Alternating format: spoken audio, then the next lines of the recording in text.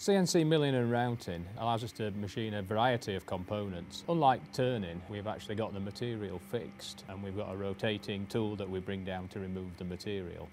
We can machine a much wider variety of components. We can either machine the final product or we can machine moulds to make the product. So we've got some examples here.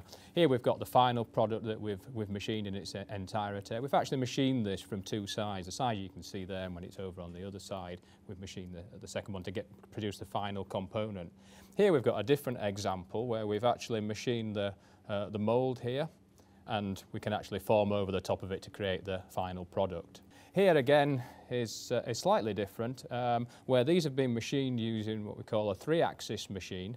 To machine an object like this, we actually need to introduce an extra rotational axis, which is often referred to as a 4th axis, and then we can machine this type of component here. And over here we have some examples of some products that are created on our industrial machine here. So as you can see, these are aluminium machined. Generally milling machines can machine aluminium, steel, plastics. Routing machines are more suited to the softer materials, so plastics, timber. The reason you would use a routing machine often is purely that you can make things much faster. And when you're doing just prototype work, which often in education is what we're doing, then you can create these components very quickly.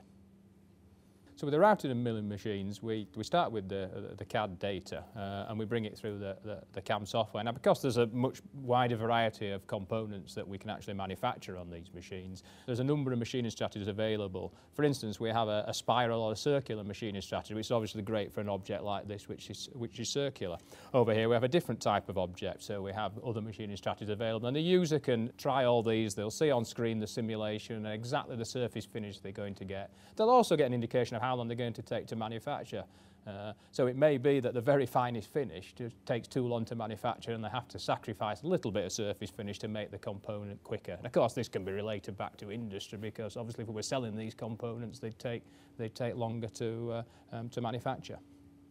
So for instance, this mould here, from its start to finish, and the way it would be machined is we would use a larger tool to remove the majority of the material for a start. We call that a roughing strategy, and then we'd come in with a smaller round end tool to do the finishing strategy.